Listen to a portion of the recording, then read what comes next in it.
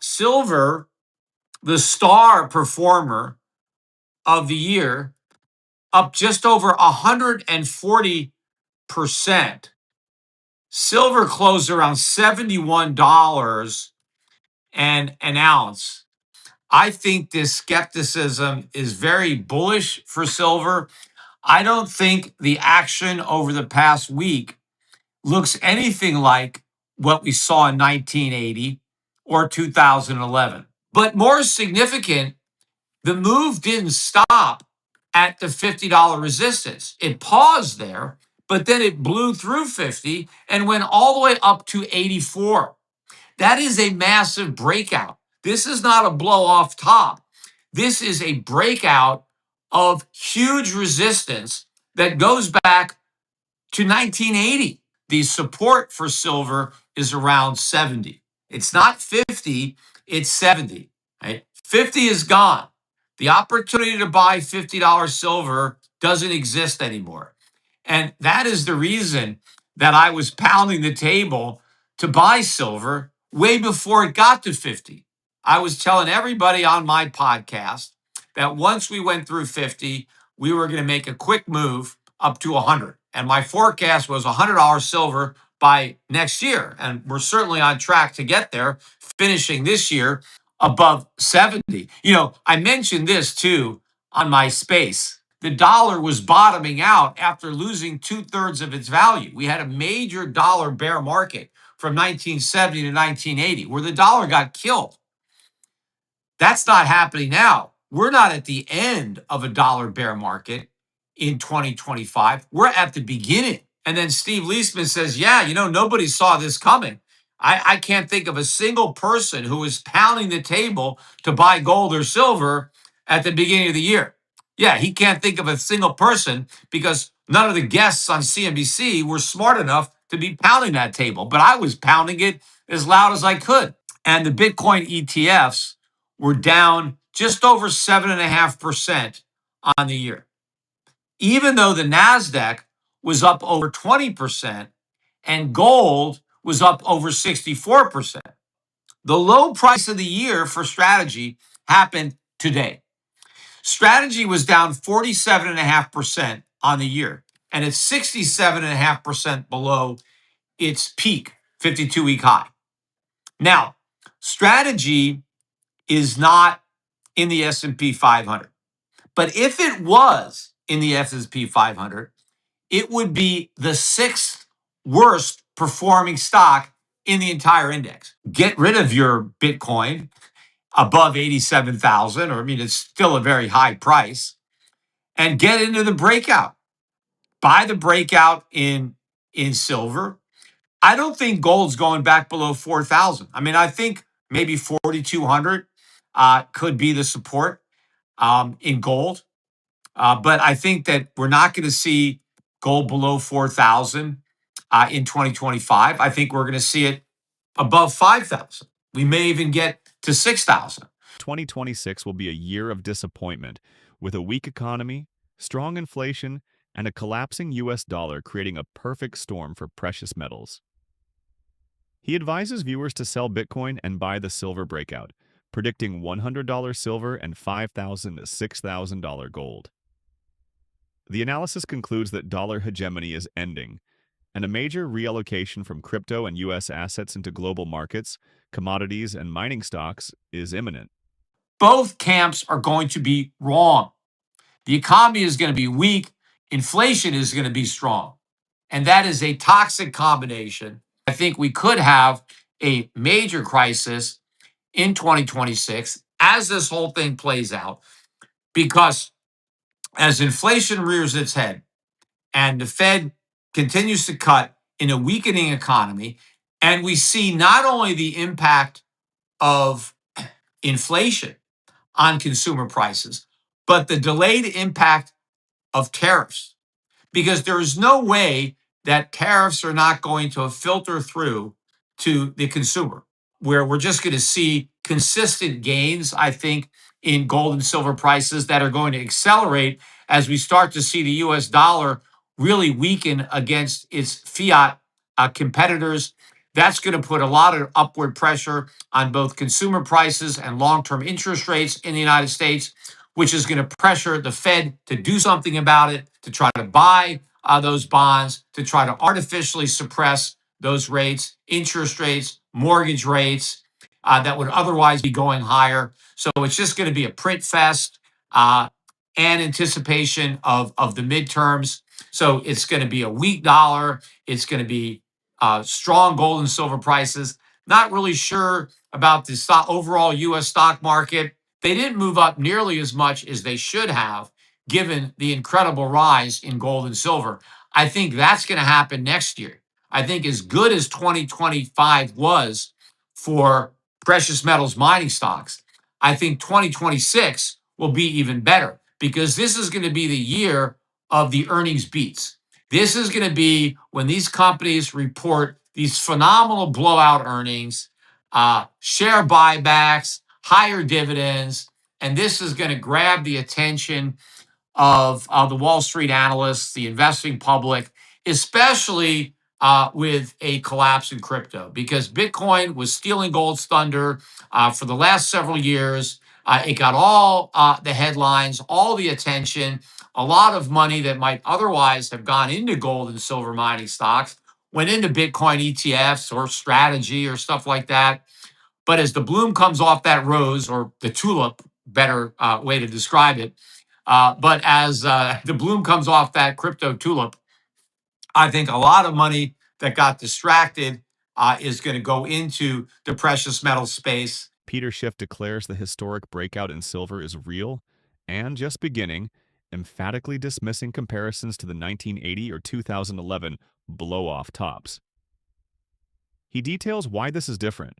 A clean breakout above the $50 resistance that held for 45 years, supported by a weakening dollar and Fed rate cuts, not rate hikes. Silver closed the year above $71, up over 140%, while gold rose 64%.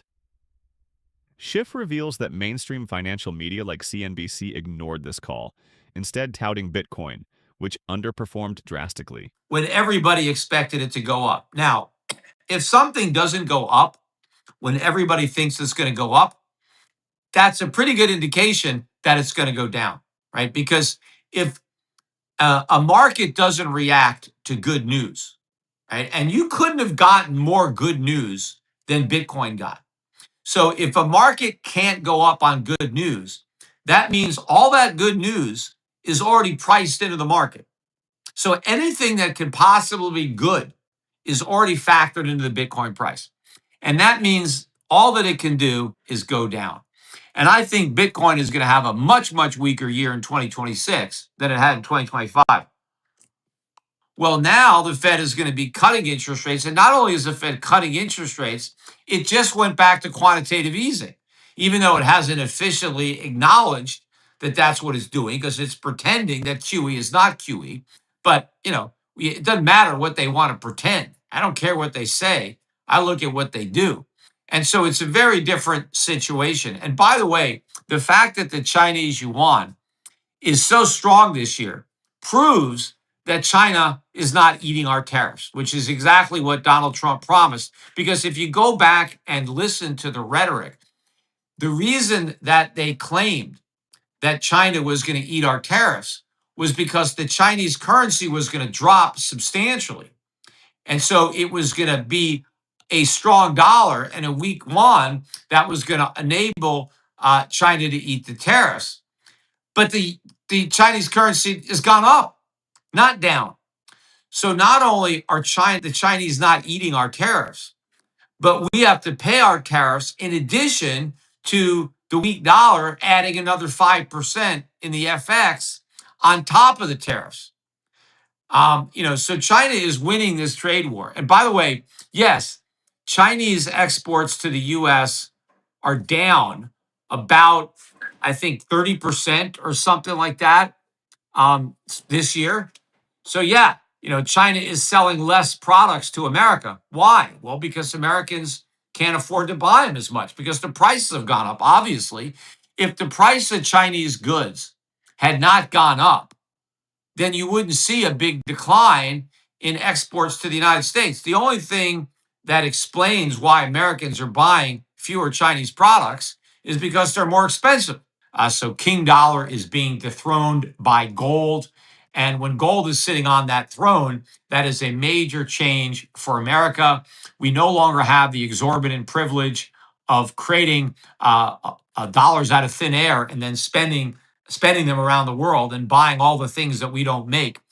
So our ride on the global gravy train comes to an end. We can no longer just live beyond our means, but that is a major boom for the rest of the world that no longer has to support the burden of the American consumer.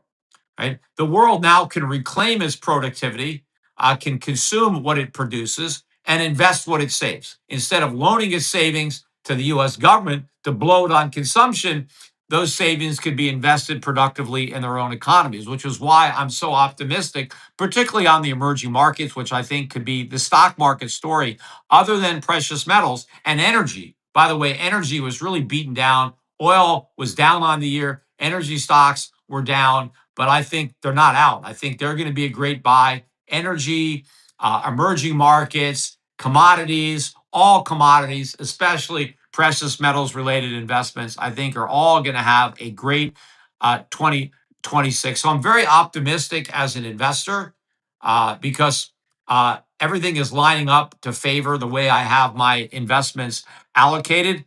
As an American, I'm a lot more apprehensive. I know that things are going to get very bad, and I'm worried about who's going to get blamed and how the political tides are going to shift. But I will do my best in 2026 to make sure that as many people as possible know the truth. Maybe Donald Trump, he thinks I'm a loser and a jerk and a hater, but maybe somebody in his administration will pay attention to some of the things that I'm saying in 2026. And I would hope that my audience would also contribute, try to tell your friends about my podcast in the new year. Try to get as many people as possible to listen to the Peter Schiff Show. I think it's more important than ever that people listen to my podcast, given the things that are going to happen and the way the media, the radical left biased media, is going to frame this, and how capitalism and conservatism or libertarianism is going to get the blame for everything that government and central banking is creating. People need to hear the truth from me. Trump goes from part of the solution to part of the problem. And now the Democrats can represent themselves as part of the solution.